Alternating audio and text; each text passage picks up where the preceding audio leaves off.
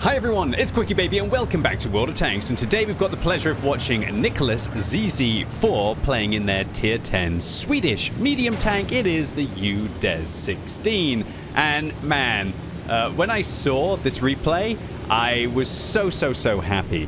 Not only because it's an incredible game, but because I saw how passionate Nicholas was, as you're going to see later on in this battle, and also that they wrote on their replay submission on the awesome what-record.com website, which is the best place for you to be able to share replays with the community and also have a chance for me to check them out.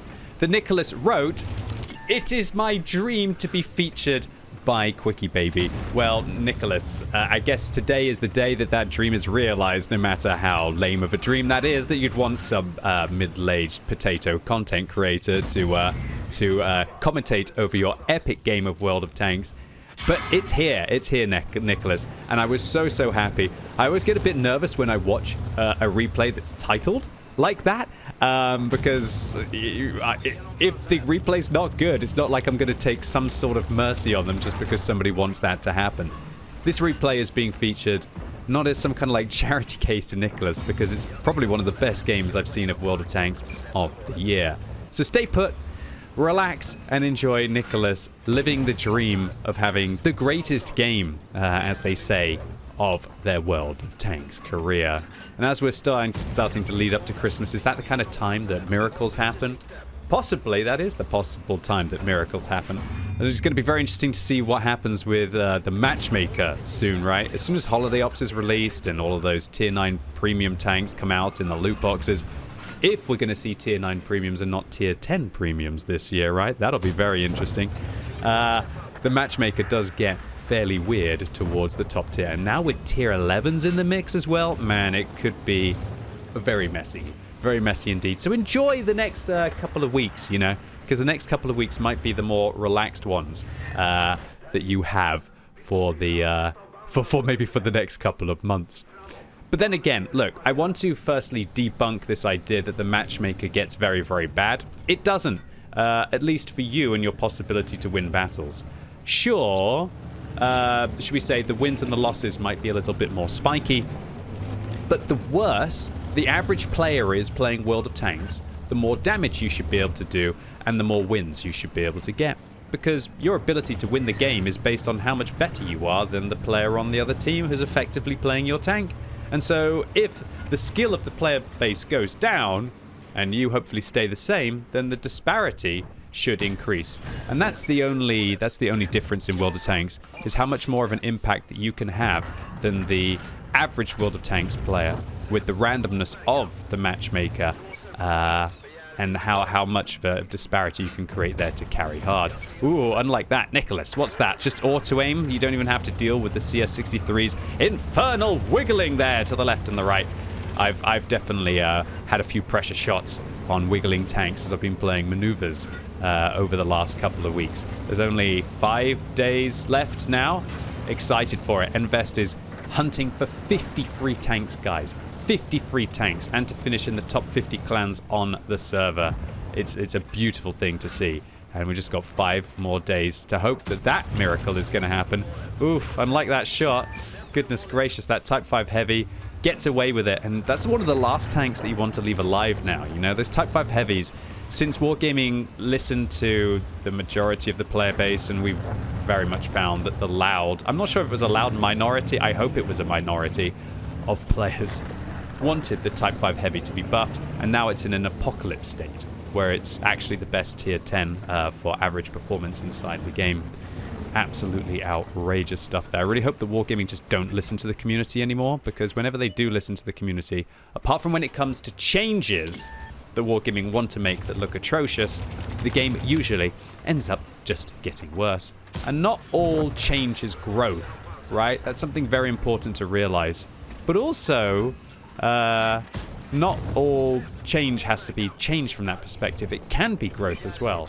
And change can be something which can put off players who have been doing something for a long time or are used to things being a certain way, right? And it's important that World of Tanks is still given room to growth, but I don't know, man. I'm very salty with how Wargaming have been changing some of the maps. I feel like they've just been making them worse and worse. I think I'll have to do an entire video on it and try and get the community's opinion, because I feel like I'm just stewing in this like frustrated, salty filth at the moment. I'm worried about the future of Wargaming's map development, that's for sure. But I digress. That would be a whole extra video on itself, or in itself. Whereas Nicholas has a very tricky situation to be able to get through here. Their team is down by 4,500 hit points and 5 kills, and there's a pesky 1390 that's coming up. Now, what I like about this part of the replay is Nicholas doesn't just kind of like give up with trying to defend himself. And he actually manages to ricochet 2 shells, make that 3 shells from the AMX 1390, and that can be a big difference. And, you know, auto-aiming there to focus on your hull armor, and then releasing it to be able to hit the shot, pretty darn good stuff there. And it might be those extra 720 hit points that Nicholas saved against the 1390 that might get them through this game, just possibly. Because they've got a lot of work to do, being down by 5 kills. Talk about a lot of work. There's that Type 5 Heavy from earlier. Let's see if that's going to be the bane to Nicholas's existence. Caro comes up. Nicholas puts a really good ambush shot off there. It's one of the things, one of their main strengths as a player, is how they create these ambush shots and how they hold their line of fire. It's lovely. But now he realizes he has to go after the Caro. The Caro chokes the shell, and that's the perfect time to put the pressure up.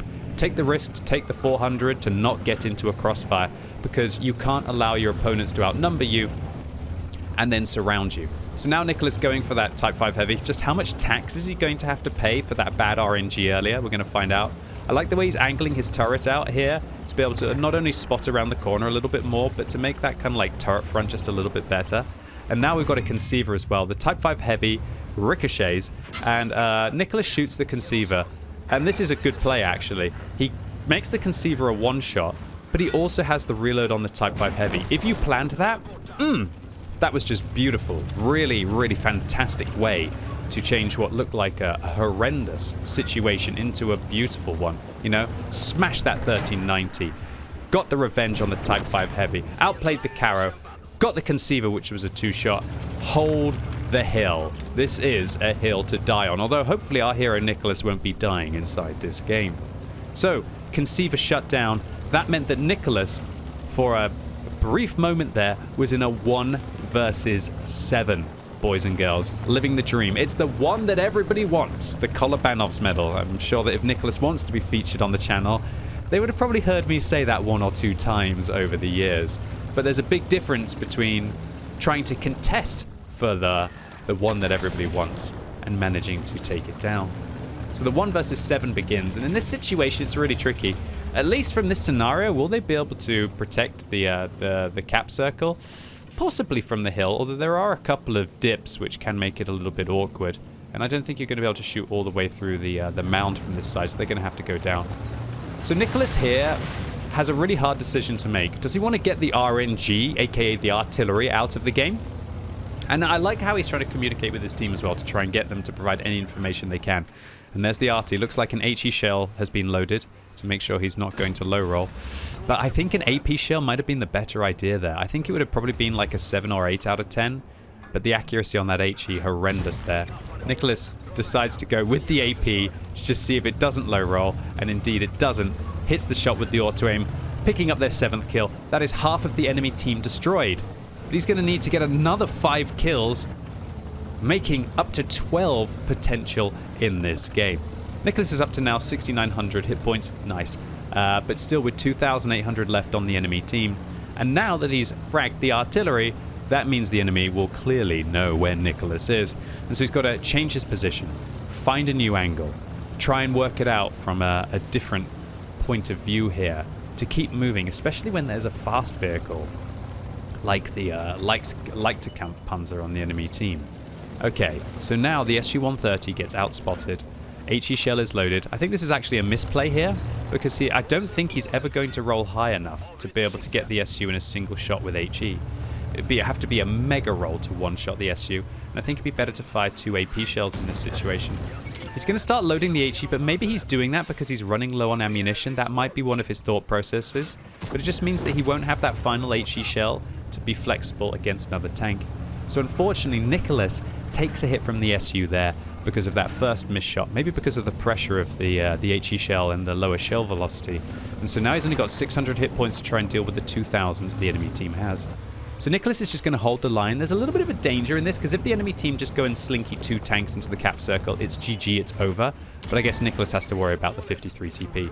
Ricochet's 1. He knows he has the reload on this tank because he's using the 420 alpha and not the 320 alpha. Oh god, Nicholas, take your time, mate. Chokes the shell.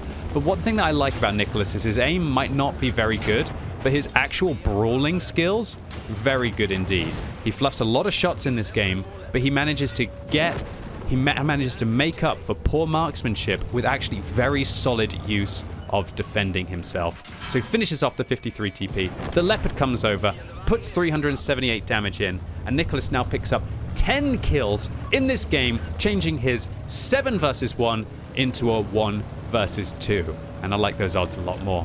The enemy team seems to be done with all of this faffing, where they kind of try to deal with Nicholas, maybe 1 by 1, maybe not 1 by 1. And now, unfortunately, there's the Leichter Kampfpanzer. Nicholas finds him. He's behind him. The Leichter Kampfpanzer misses, and Nicholas doesn't. Wow, guys. 11 kills now. A little bit lucky there, but it's the risk that had to be made with the fact that the cap circle is now, we know, being pressured by the 703. Look at Nicholas's passion in the chat. Holy guys. OMG. Oh, my word. 4 shells left. 30 seconds. And Nicholas is just so excited right now. They're going to continue to type to their team, please don't choke. Please don't choke. Please, please. I just got to pause the replay. Honestly, ladies and gents, it almost makes me want to cry just seeing this kind of passion and seeing that somebody is so excited and seeing somebody who would want to care so much they think that they're now going to be able to fulfill their dream, to have that glory, do it for themselves, and then maybe also like that tinge of like, it's my dream to be featured on a QuickyBaby video. I just feel such imposter syndrome. I really do. I feel such imposter syndrome. I feel so many emotions right now. That feeling of when you're on that quest to be able to get that epic game in World of Tanks, to scratch that itch, to hit that achievement, to push it to the next level. Honestly, man, Nicholas, I love you, dude. I love you, dude. And I am rooting for you in this final moment. 25 seconds left. 4 shots. Which way will Nicholas decide to go? Left or right? It might be the difference between success or failure. But luckily, Nicholas actually has a really good position of gun depression here. 10, 9, 8, 7, 6, 5. Let's go. Let's go. Holy smoke is what Nicholas says there. Just a quick QuickyBaby translation. The IS-22 says, my hero. You know what, Nicholas, man? You're my hero. You're my hero, man. You know, no matter how, like, bleak some things can look in World of Tanks with changes and this and not much to look forward to, or playing this game for now over 15 years and so on and so forth. Nicholas, your level of passion, your level of excitement, it's infectious. It's infectious, dude. Thank you so much for multiple reasons. Number one, your pure passion. Your pure passion, your pure excitement. Infectious. Some people out there will have felt like that in World of Tanks over the years for when they're having that game. And boy, was this it. And secondly, Nicholas, thank you so much for uploading this monster game on the QuickyBaby.what-record.com website to be featured. This was Nicholas's first ace tanker in the UDES, and boy, what an ace tanker.